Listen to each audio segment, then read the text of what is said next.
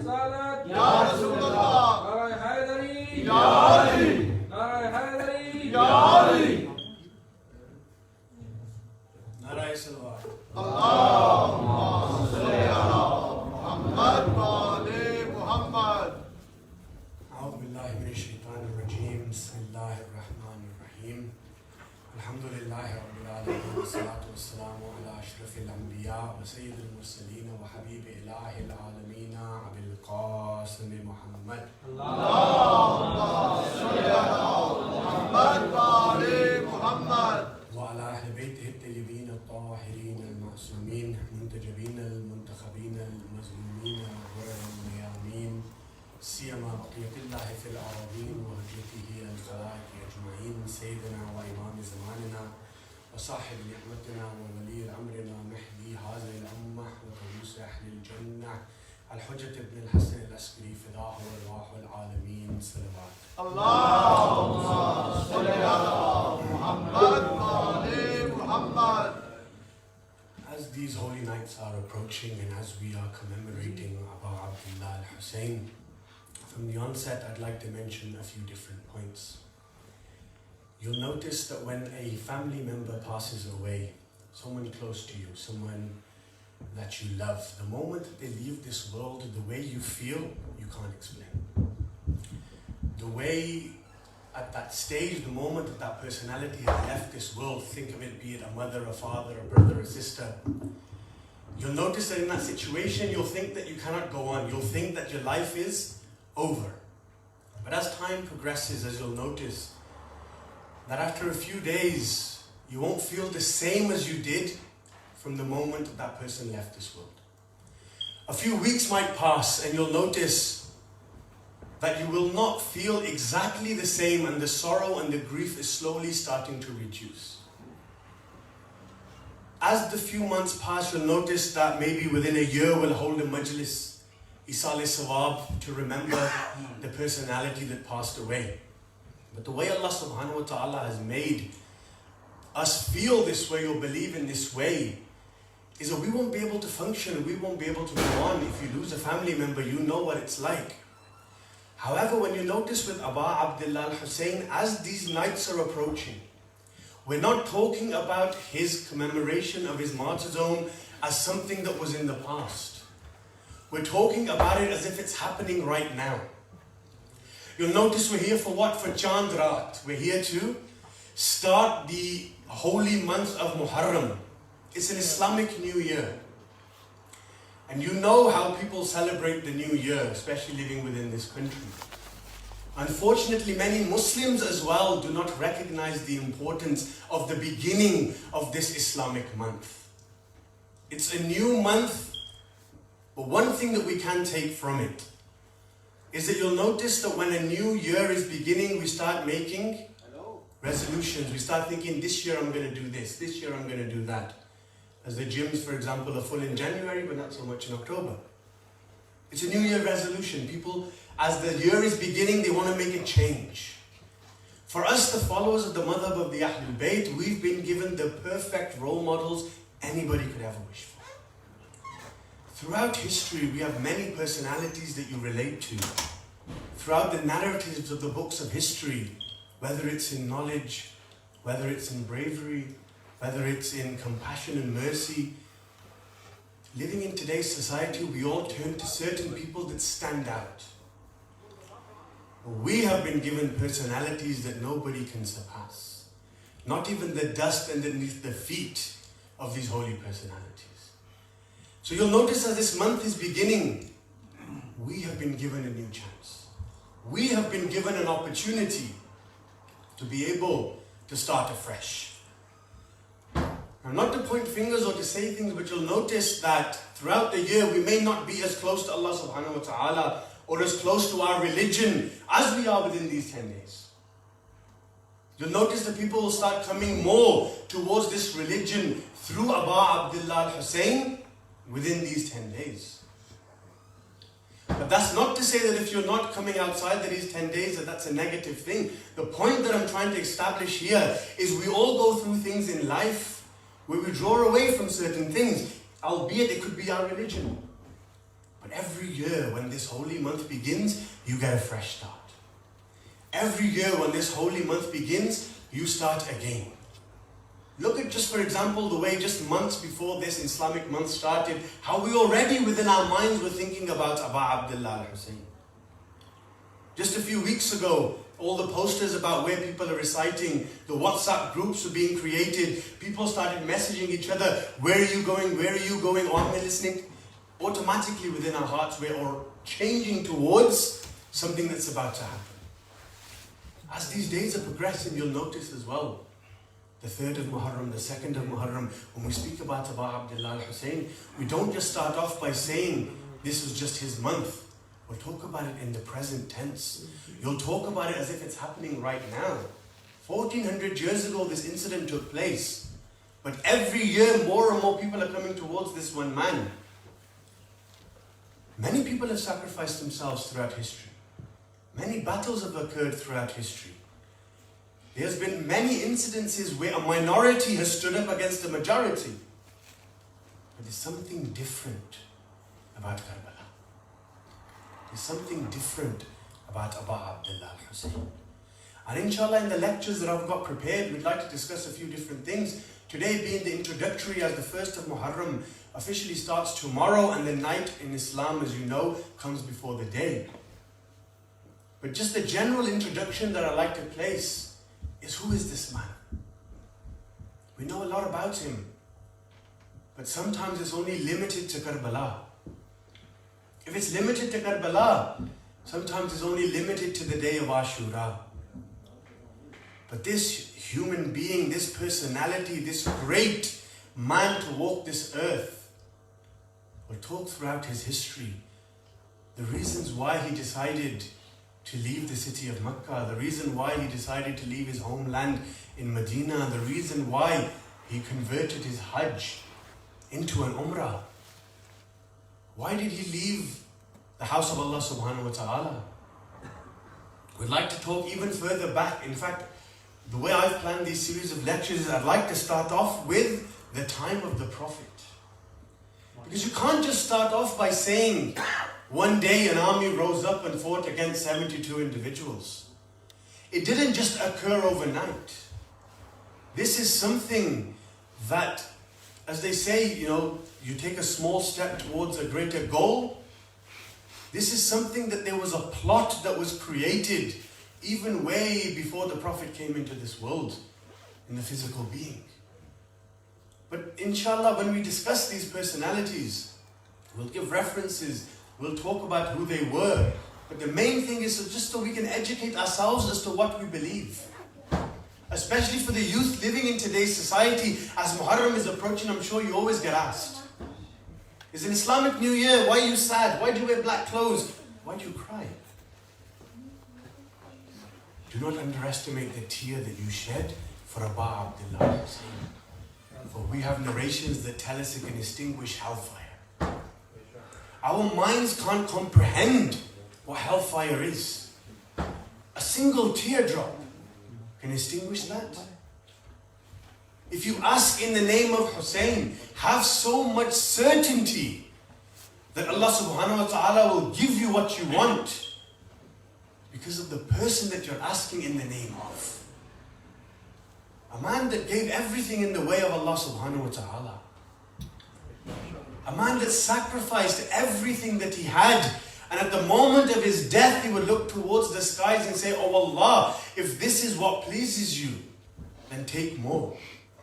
Oh Allah, if this is what it takes for you to be satisfied, I am ready to sacrifice. How does a man get to a stage where he's losing family members, where people are turning against him, his enemy is coming to kill him, yet he turned towards his enemy and says, have you prayed? You look hungry, have you eaten? You look thirsty, do you want some water? Within the maqtals that you have, you'll notice many incidences where whilst they were killing Aba Abdullah al-Hussein, they were crying while they were doing it. They knew they were wrong, but somehow they're still committing this act. We'll come to the conclusion of how a person can then go the other way as well. That they claim to follow the messenger of Allah. They claim to follow and read the kalma of this great prophet, or the greatest human being, let's put it, to ever walk this earth. Yet you're standing in front of his grandson with a sword in your hand. How do you get to that stage? But the Ahlul Bayt, and when we speak about these holy personalities, there are a lot of misconceptions in both scenarios. We'll start off with the Prophet of Islam, Hazrat Muhammad sallallahu alayhi wa sallam. The greatest man to ever walk this earth. A man who we can link to on so many incidences as an example. One of the beautiful examples is when our Prophet goes to the city of Taif to preach this religion that he was given. And the people began hurling stones at the Holy Prophet, injuring him. Put yourself in a situation, what would you do if somebody physically assaulted you? You start thinking about different things that you would do. We're human beings. It's natural. But this is the greatest man to walk this earth. He just thinks that Allah subhanahu wa ta'ala will aid. Jibreel descends upon this man. And he says, Allah subhanahu wa ta'ala says, make the wish and I'll crush these two mountains together, destroying everybody that hurls stones upon you. وَمَا أَرْسَلْنَاكَ إِلَّا رَحْمَةً لِلْعَالَمِينَ. He was sent as a mercy to this world. So he says to Jibreel, they do not know. I ask Allah subhanahu wa ta'ala to forgive them and to guide them to the right path. When we link back to the Ahlul Bayt, we have got narrations, traditions, stories, everything that we can bring within our own lives today. The Ahlul Bayt speak is not confined to the time that they live in. It goes on for eternity. There's narrations where Amir al-Mu'mineen would have said things to his companions they would not have understood 1400 years ago. Yet today, with the advancement of science, scientists are discovering things recently. Yeah, 1400 years ago, Amir al-Mu'mineen has already said this. There's a narration where Amir al-Mu'mineen would put his fist into the earth. His companion would ask him, what are you doing? He said, I have so much to give this world, but the people during my time will not be able to comprehend it or understand it. So I, Ali, am putting my hand within the earth. You talk about war, you talk about battles. A few names generally come to mind when we speak about war. You have Gladiator, 300, Troy. These things are natural because they come into our minds. These are things that we watch. These are things that we read. These are things that we all are familiar with. Yet think about Amir al-Mu'mineen within the battlefield. Honestly, think about this for a second. Is there anybody in history that can surpass this man? You're talking about the Battle of Badr, where he single-handedly killed more people in the opposition army than the Muslim armies did collectively. In the Battle of Uhud, when the companions would leave and run away, where the Prophet's life would be in danger, this man would stand there protecting the Holy Prophet. In Khandaq, when nobody could step forward, the strike of this one man is greater than all the deeds that the humans and jinns attain in worshipping Allah subhanahu wa ta'ala. Have we taken a second to understand what this means? Had it not been for that man on the day of Khandaq, doing that one strike against the enemy of Allah subhanahu wa ta'ala, we wouldn't be here today commemorating Abu Abdullah. We wouldn't be here today commemorating or even remembering this religion. The Ahlul Bayt have set perfect examples for us. You talk about mercy and you talk about compassion, but note, when you talk about a warrior, you don't have mercy and compassion. When you talk about an intellectual person, you don't have much about strength.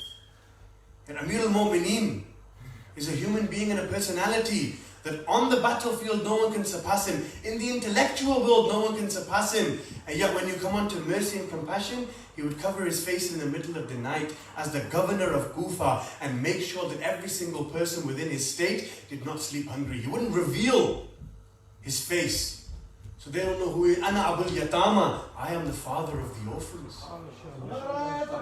Allahu Akbar. Ya Rasulullah. Ya Ali. Ya Ali. Ya Ali.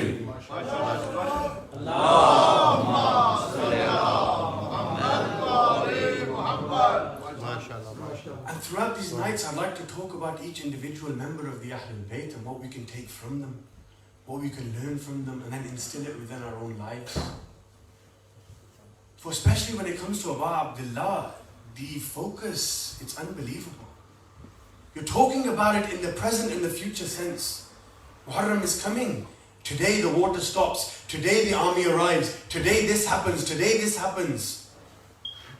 And as the days are approaching, you'll notice more and more people are commemorating this man. Through the way that we are doing it, especially within this country, it's increasing. Coming back to my opening statement, when a member of your family passes away, think about the way you remember them when they leave this world, and then fast forward a few years, it's not the same feeling. This is a special connection that Allah subhanahu wa ta'ala has with Aba Abdullah al-Hussein. He will make sure that we do not forget this man. The Prophet has given a beautiful narration that within the hearts of the believers there is a flame that would remember this human being, and it will never be extinguished. We sitting here today, this is the practical form of that flame not being extinguished.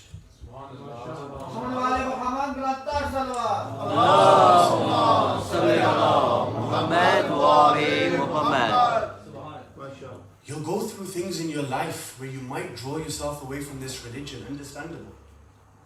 Muharram is coming, is a chance for you to start again. Is a chance for you to say to yourself, and this is an individual task, no one can speak to you on this. Individually think about what you go through on a day-to-day basis. Think about what your life is like. Speak to your Lord and Creator and start saying that, okay, as this month is approaching, I'm going to make a change. We're not expecting you to wake up tomorrow as the world's most religious person. We understand this. But remember, small steps lead to greater goals and accomplishments. But when it comes to Aba Abdullah, when it comes to Abul Fadl al-Abbas, when we talk about these personalities for the remainder of the nights that we have, there are things that they did, things that they went through, is a reason why you and I are sitting here today. Battles have occurred in history. But who brings together a community like this? Throughout the entire world right now, they may not even know who Aba Abdullah is, but they'll feel that there is something going on in the air today. People are beginning to change the way they think, change the way they approach their day-to-day lives. Small things that you probably wouldn't notice throughout the year, you're automatically starting to change it within your own minds. The nights of Muharram are coming. Within your own household, you're automatically preparing. You're telling your children about this. You're getting ready to come to the mosque about this. You're going to sit and commemorate him on these nights. 3-4 months ago, it might not have been the case. But something is pulling you. Something, as in the form that we live in today, when we talk about supernatural things, the majority of the way our human body thinks is we reject certain things. We think about certain things that, okay, science has to prove it. Oh, if I haven't read it, is it true? Hussein defies all these laws. Hussein is a person that these laws, they don't apply to. Small things in your life will begin to change.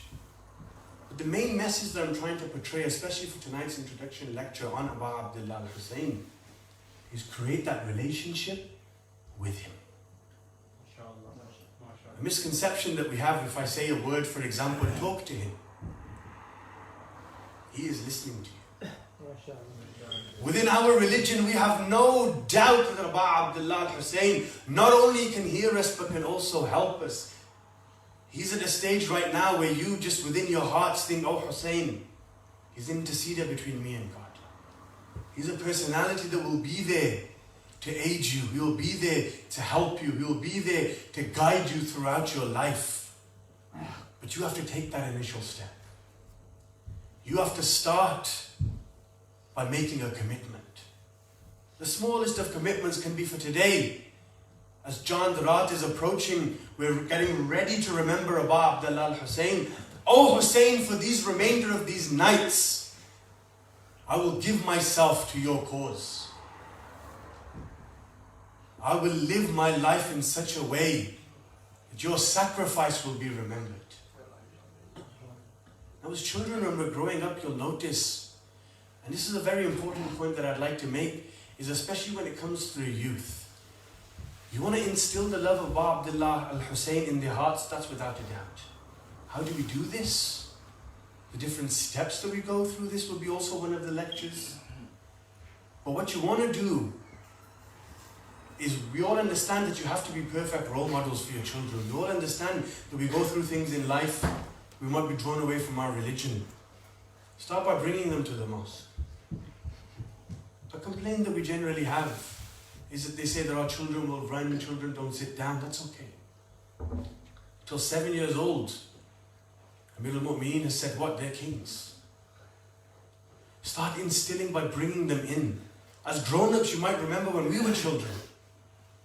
Muharram, black clothes, going to the mosque. There's a reason. A man has sacrificed himself for this religion. You'll remember that as a kid. You want to instill that within the next generation. For remember, whatever you teach them, they will then teach their kids. So unless you instill this within their hearts, how are they going to know? Random examples can be given throughout these nights, which I will say. But start by bringing them towards the mosque.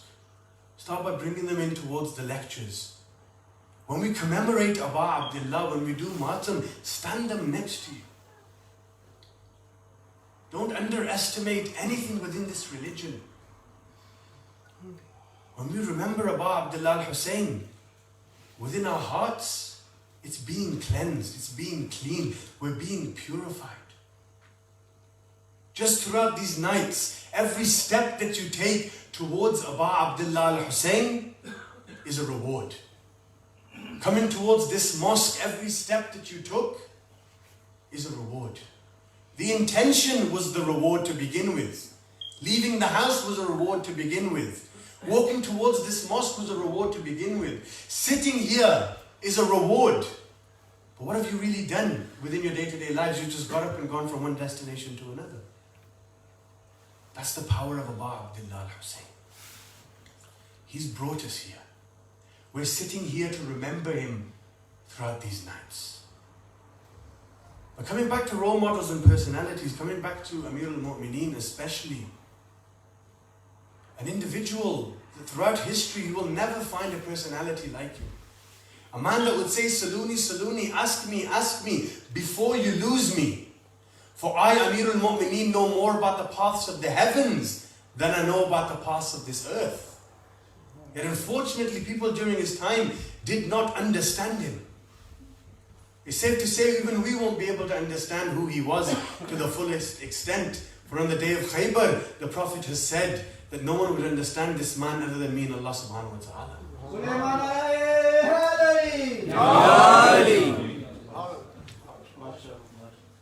Throughout his life, there are many examples that we can take. We can take things and instill them within our own lives. We don't need to turn towards other things that get told to us throughout history. You look at the Holy Lady of Light on her wedding night, her father would give her a brand new dress. We men may not understand this, but for the women it's a very important thing to have a wedding dress. They plan it, believe it or not, beforehand. It's an important task. Of course it is. It's their day. We may not be able to understand it fully as the way women do. But Syed was given a brand new dress. What does she do? A woman comes and knocks on the door, asking for something. She gives a wedding dress away. When her father comes to take, he looks at her in the clothes that she was wearing. He asks, "Oh my daughter, where is the wedding dress that I gave you?" She would reply, "Oh father, you know that Allah subhanahu wa ta'ala loves those that give charity out of that which they love. We are here to attain the pleasure of Allah subhanahu wa ta'ala." The Ahlul Bayt would fast. At the time of Iftar, someone would come and knock on the door. "You haven't eaten all day." How do we view Iftari? How would the Ahlul Bayt view Iftari?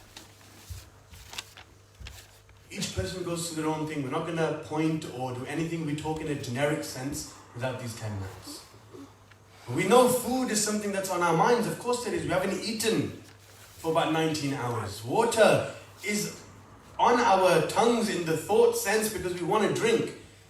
Someone would knock on the door, ask for food, the Ahlul Bayt without hesitation would give. They're fasting the next day as well. They wouldn't eat, they'd go into their second fast. The second day someone would come again, they would give again. The third day someone would come again, they would give again until Allah subhanahu wa ta'ala would then reveal a verse within the Quran to praise the Ahlul Bayt.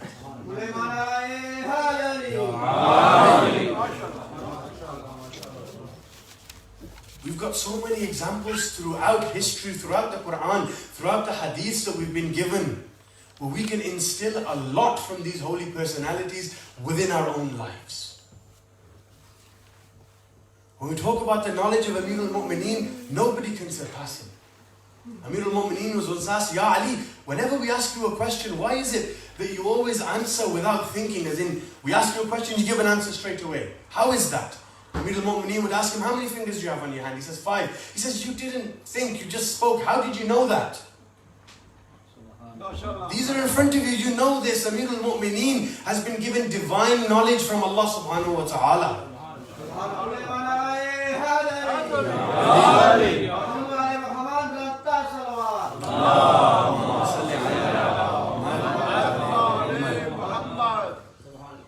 When we talk about the Holy Prophet of Islam, a lot of people unfortunately say that he was an illiterate. He was a person that couldn't read or write. What's our belief on the Prophet? The first thing that Allah subhanahu wa ta'ala created before creating anything else was the nur of Muhammad sallallahu alayhi wa sallam. When nothing else existed, his holy light was created. And the holy 5 personalities were then created before anything else was there. We read within Hadith Qisa when Allah subhanahu wa ta'ala is saying to the angels, I created the erected sun, the moons, the stars, everything out of the love of the 5 that are within the cloak. Amir al-Mu'mineen on the day of judgment, what does he say? Ana kasimun nari wal jannah? I will distinguish between heaven and hell. There's a conversation that they say when it says distinguishing between heaven and hell. Is that, for example, Amir al-Mu'mineen, if you love him, you go to heaven. Or if you have enmity towards him, you would go to the hellfire. Imam al-Qadhim alayhi salam has said, no, it's a situation where our grandfather Amir al-Mu'mineen would physically sit there and say, you this way, you that way. He's distinguishing between heaven and hell. These personalities that we have are perfection. In fact, the word perfection can't do justice to them. These are our role models. But when we remember the Ahlul Bayt, when we go through these things, when we remember Muharram, when we remember Aba Abdullah al-Hussein, you remember their sufferings as well. You remember what they went through throughout their lifetime. We are happy when they are happy. And we are sad when they are sad. And that again is something that it's automatically something within your minds and hearts. You'll even notice that when somebody even just says Aba Abdullah al-Hussein, you'll feel something within your heart shake. You'll remember the tragedies that he went through. You'll remember the calamities that befell this beautiful household. But the calamities did not begin on the day of Ashura. The calamities did not begin just on one night. The calamities began with the demise of the Prophet. But today, I'd like to talk about Aba Abdullah leaving. When Aba Abdullah al-Hussein decided to leave the city of Medina to go towards Makkah of the Prophet of Islam, and he would cry so much that he fainted and fell unconscious.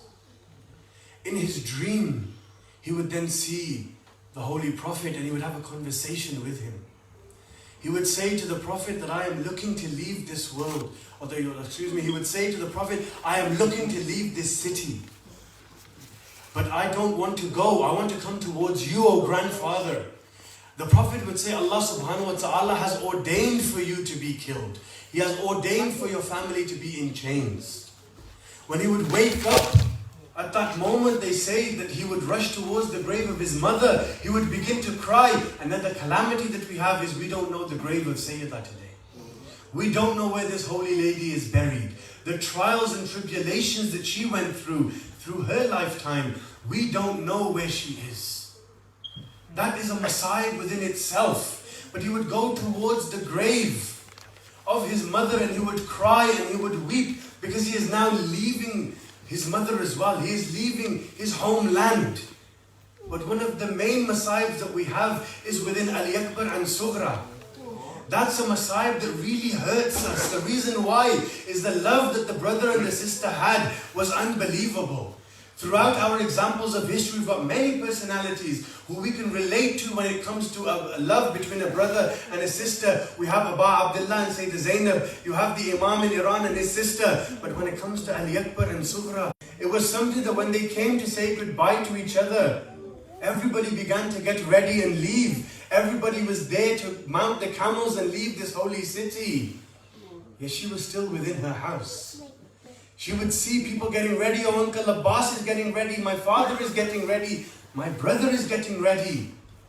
But it was very difficult for Aba Abdullah Hussein to say to her, you are not coming. Even within our own narrations, we might have some examples that would say she resembled the look of Sayyida Fatima to Zahra, and Aba Abdullah might not have wanted that to be seen within Kufa and the cities of Sham whilst being paraded. So Aba Abdullah would say to her, you are not going? She says, oh father, why am I not going? He says, I need you to stay here. She says, what about Ali ibn al-Akbar? Is he going? He would say, yes, he is. Then father, if he's going, why can I not go? How do you explain to a young girl that you are going towards your death? How do you explain to a young girl that I am leaving and I might not be able to come back? She would cry, and they say that the final meeting that was done between Ali ibn al-Akbar and Sughra was one that they would weep so much that they would fall unconscious as well, and they would also begin to cry. As they were mounting the horses, we have the Sayyida Zainab is about to mount the horse. Ali ibn al-Akbar is there. Qasim is there. Owna Muhammad is there. Aba Abdullah is there. Abul Fadl al-Abbas is there. But for a moment we begin to remember Sayyida Zainab after Ashura. We begin to remember this lady when it was time for her to mount the horse. Where were her 18 brothers? Where were these people? She would cry and weep, and she would remember these individuals. And we ask ourselves, how was she mounted upon a camel? How was she then taken off a camel? How was she paraded towards the cities of Kufa and Sham?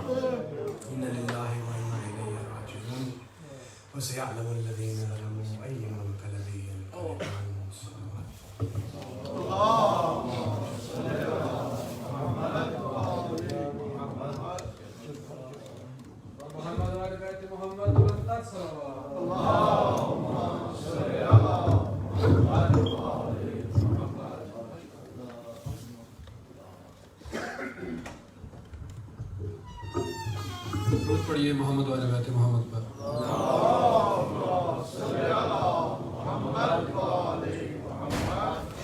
मोमिनीन। इससे पहले कि मैं brother Ali ज़ामन Zakir बैत ज़ामन अब्बास को दावत दूँ, चंद कहनात हैं वो ज़रूरी समात फरमा दें।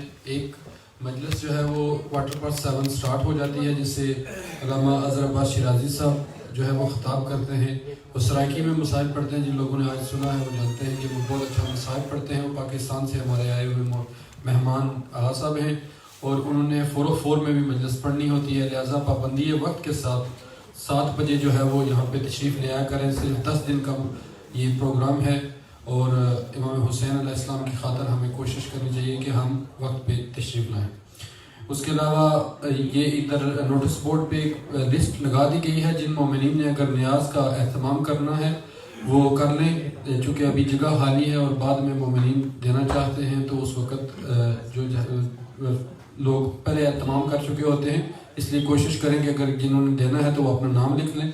6 मुहर्रम को ज़ियारत शबी शहज़ादा कासिम बरामद होगी, जुला 7 मुहर्रम को शहज़ादा अली असगर और 8 मुहर्रम को अल्लामा गाजी अब्बास बरामद होगा और 9 मुहर्रम को ताबूत शहज़ादा अली अकबर और रोज़े आशूर जो है वो उसकी मजलिस जो है मुस्तफ़ा इस्लामिक सेंटर रोचडल से होगी। और इसी तरह जो 9 मुहर्रम की है वो न्यू बोर्ड के सादात की तरफ से है और 12 मुहर्रम की जो मजलिस का न्याज है वो सादात नाड़ से ان کی طرف سے ہوگا. درود پڑھیے محمد والے بیت محمد پر.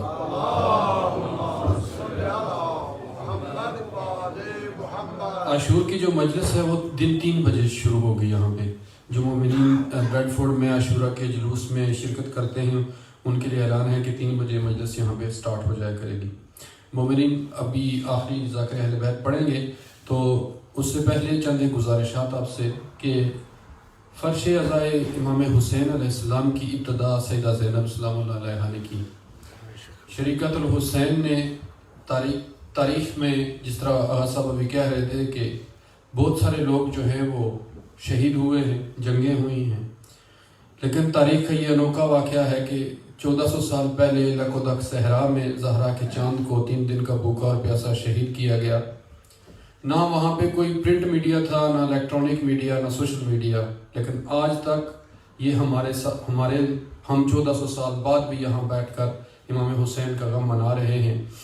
یہ محنت ہے سیدہ زینب سلام اللہ علیہا کی.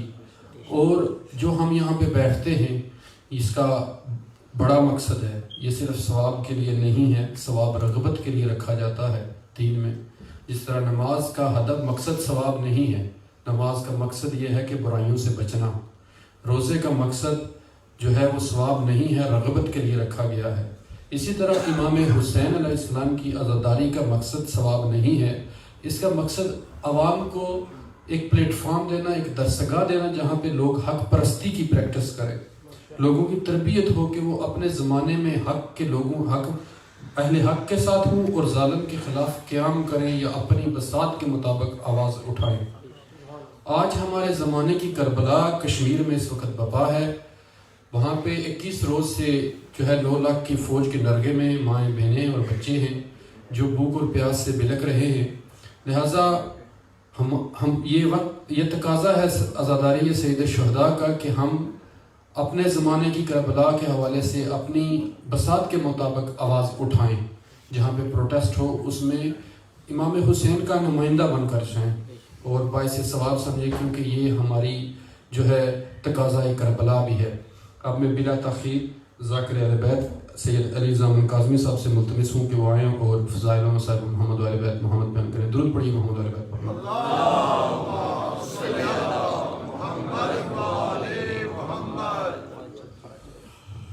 صلوات باوازِ بلند.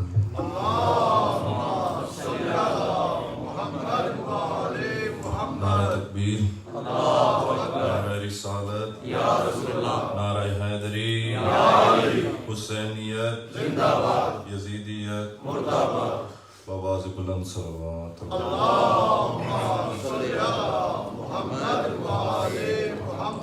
اعوذ باللہ من الشیطان الرجیم. بسم اللہ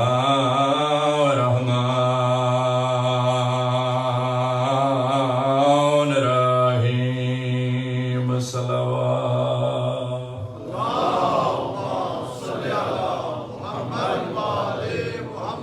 الحمدللہ رب العالمین. الصلاۃ والسلام علی اشرف الانبیاء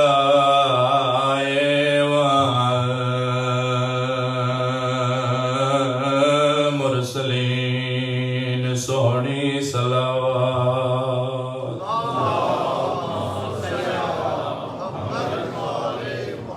شفیع المذنبین وخاتم النبیین بالقاسم محمد.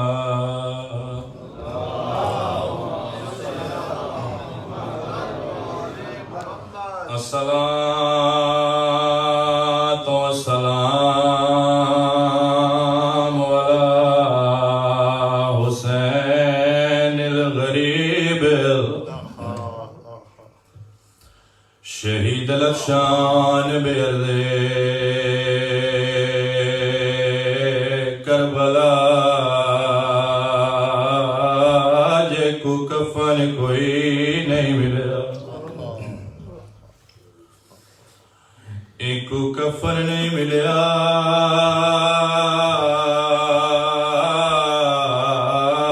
انہی بھیڑ کو چادر نہیں ملی شروع ہو گیا محرم روڑ دیا راتیاں زہرا دے لال دے اجڑن دا مہینہ شروع ہو پیا کوئی بڑا وڈا غریب ہے زہرا دا لال الذی جسمہ حریان جیندے تان دے کپڑے لٹے گئے الذی وصلہ ودمہ جیندے جسم دا خون اس دا غسل بنیا الذی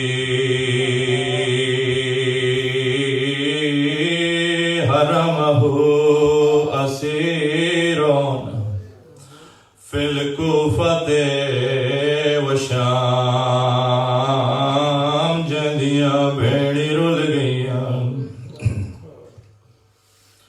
عرض پیا کریں نائے او مستور دی مجلس ہے جیڑی دبتے جیندی رہی ہے او جندہ بچڑا زینت کربل دی شام وچ مدفن او جندہ بچڑا زینت کربل دی شام وچ مدفن بازار ڈٹھے دربار رلی تے نہ ختم ہوئی زندگی کیڑے ویلے موئی اصغر دی ماں ہو جداں دھوپ تو اٹھ کے چھان تے آئی ماں اصغر دی مر گئی جداں دھوپ تو اٹھ کے چھان تے آئی ماں اصغر دی مر گئی ایک وین ہو گیا دوسرا وین کرن تو پہلے پہلا لفظ مصائب دا پڑھ لگیا کوئی بڑی وفادار ہے علی اصغر دی ماں رباب جڑے ویلے 10 محرم نو غریب کربلا ٹبے تے کھلو کے پہلی غربت دی حقل ماری ہے رباب خیمے دے پاسے دوڑیے پیکے گھر والا صندوق کھولا ایک تیر کڑے حرمل دا نشانہ بنا کے آدیا آج پتہ لگائے بابے داج کیوں دیتا رباب دے ہتھاں تے تیر ویکھ کے دوڑیے علی دی استاں والی دی برجائی دے ہاتھ ہاتھ رکھ کے آدیے برجائی تیر نہ چلا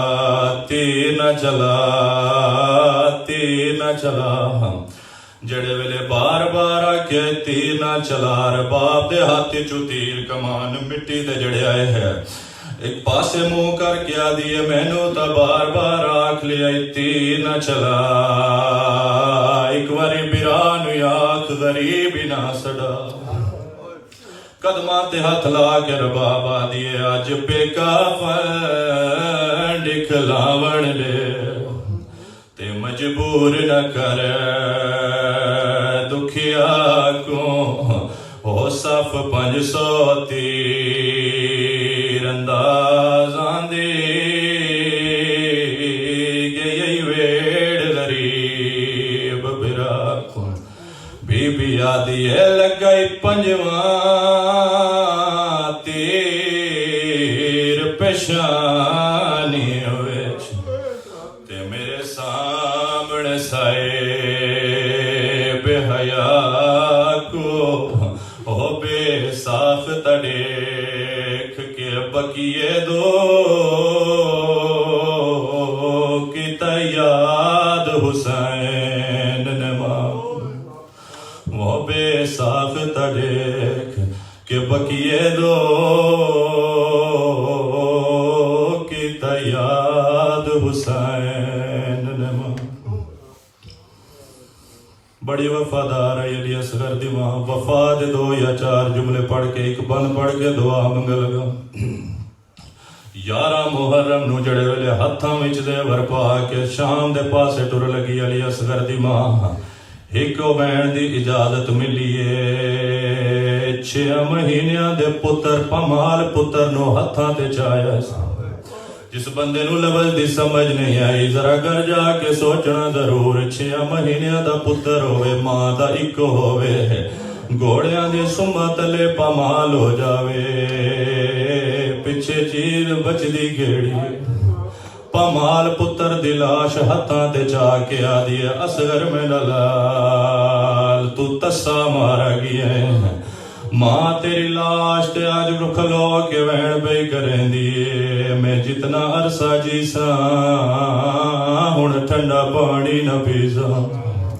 पमाल पुत्र दी लाश चा के उत्थे आईए जिथे एक पासे अकबर दी लाश है दूसरे पासे कासम दी लाश है। दरम्यान च अपने 6 महीनों दे पुत्र नू लटा के आदी असगर में लाल बिरा बिरावा नाल सोने लगदे। असगर में लाल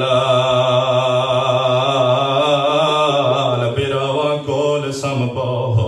फिर अकबर दा मुंडा हिला के आदी अकबर में लाल ख्याल करी तेरा निका वीर ख्याल करी रात वेले उठ दई ते पानी मंग दई। अपने पुत्र नू अकबर ते कासम दी लाश दे दरम्यान लटा के आदी तू सम पाकोल बिरावा दे ओ शला होवी संगत नसीब ओ मैं लंबे सफर ते वेंदी पईया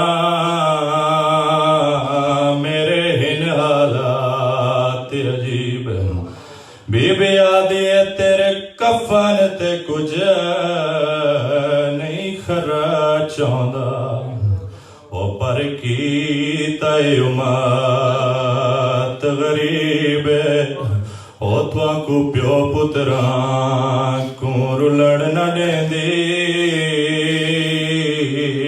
औंदा पे का शहर करीब आदि मां दी मजबूरी है वेला मेरा पेका शहर बहुत दूर।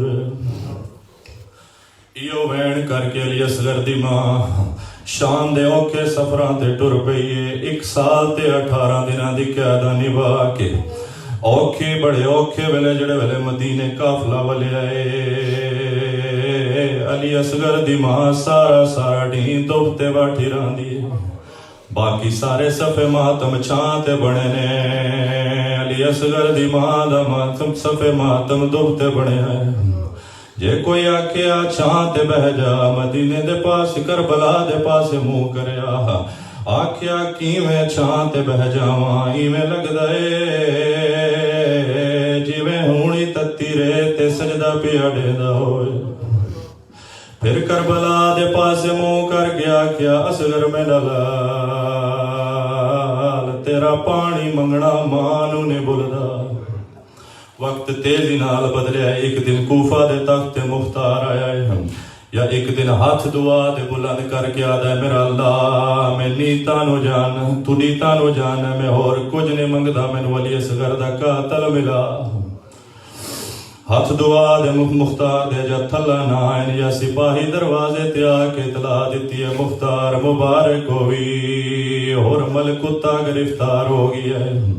मुख्तारा दा सारे कम छोड़ो इसनू मेरे सामने ले आओ। उन्होंने हुरमला या सामने आया है। मुख्तार नू करबला याद आ गया है। कब्जा तलवार ते हाथ आ गया है। मुख्तारा दा डसा केड़ रंग चुजाड़ी है मैं सुनिया अजा भी छां ते नहीं बैठी ये भावें जमाने दा वड्डा बेगैरता मुख्तार दे पास डे गया दे मुख्तार तू कत्ल करना है मैं कत्ल होना है लेकिन कत्ल करन तू पहले मैनू ए दस अजे ओ मां जींदी है अल्लाह अजे ओ मां जींदी है जिस दे सामने में उस दे पुत्र दी गर्दन 3 फला तीर मारा है। ਮੁਖਤਾਰ ਗਰਦਨ ਦੇ ਨੇੜੇ ਤਲਵਾਰ ਲੈ ਆਇਆ ਆਦਾ ਸਿਰਫ ਜੀਂਦੀ ਨਹੀਂ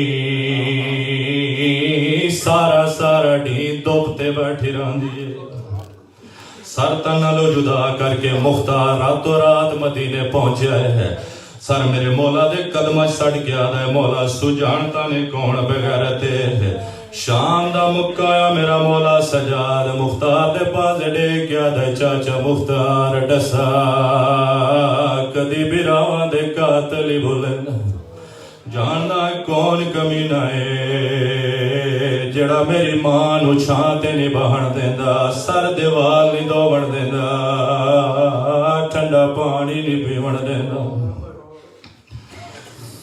ہندوستان ایران عراق سارے مجتہدین دا اس گل تے اتفاق ہے جو ارازہ مختار مدینے ایک دن ریا ایک لمحہ ریا یا ایک سار ریا اراز اس راز نو کھولنا نہیں چاہی دا بس ایویں بیاداں جدہ واپس ٹور لگائے مولا دے قدمہ تے ہاتھ لا کے آدھے مولا میں نو اجازت دیو میں واپس وینا مولا سجادی آواز ہے چاچا مختار اج میں بھی راضی میری ماں بھی راضی چاچا مختار امام ہو کے حکم پیا دینا مدینہ چھوڑن تو پہلے اج میرے کول کچھ مانگ مدینہ چھوڑن تو پہلے منگن دا نام ہے مختار قدماں تے ہاتھ لا کے آدا ہے مولا جے آپ ڈیون تے آ گئے تے ماں نو آنکھ چھاں تے بہ جاوے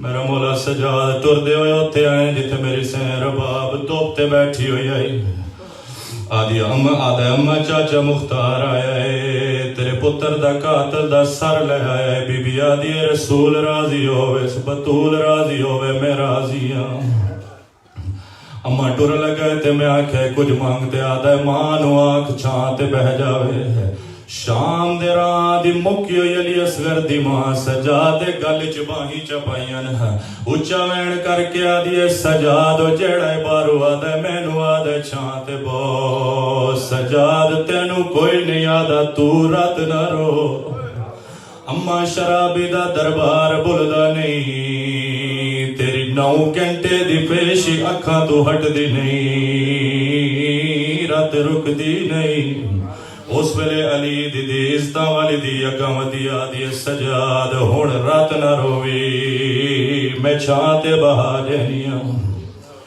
علی دی نو آندا وے کہ میری سین رباب جتھے دوبتے بیٹھی ہوئی ہے یہ کھڑی ہوئی ہے رباب آدھی ہے بسم اللہ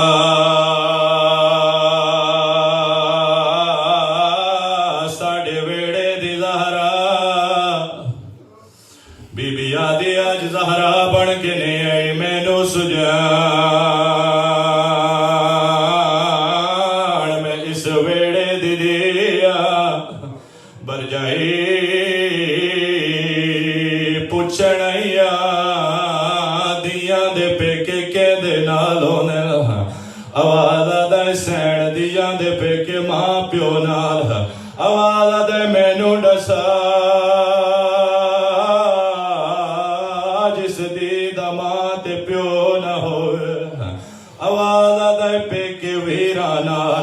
آواز آدھے جس دی دا غازی جے اویر بھی نہ ہوئے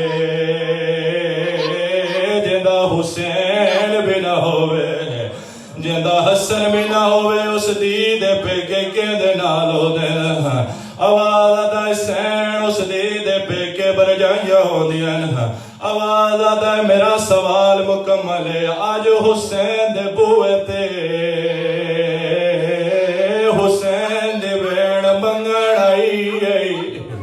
سمجھ گئی علی اصغر دی ماں ایک پاسے موہ کر کے آدھی حسین منگن تو پہلے سجاد نو آنکھ کفن لے آوے ایک بازو بی بی زینب پکڑے دوسرا بازو فضا پکڑے چاند پاسے ٹرنے ہیں کیویں ڈسان قدم چاند نہیں آیا میری سین آسمان دے پاسے دیکھ کے آدھی ہے میرا اللہ میرا بابا جے بی بی زینب نو خالی ٹوران وفا نہیں راندے حیا نے راندے وفا نے راندے جے چاہتے بوا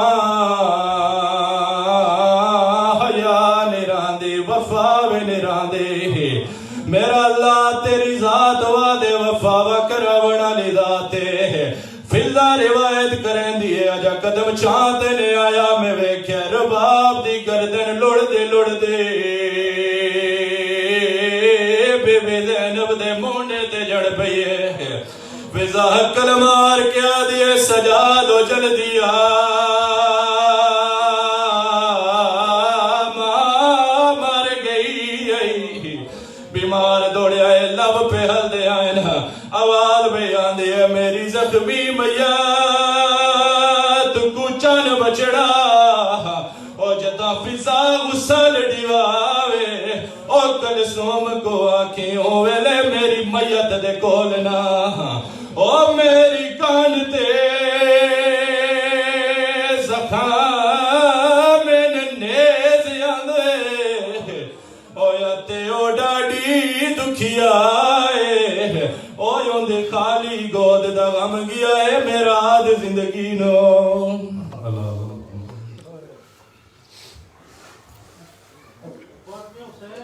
یا حسین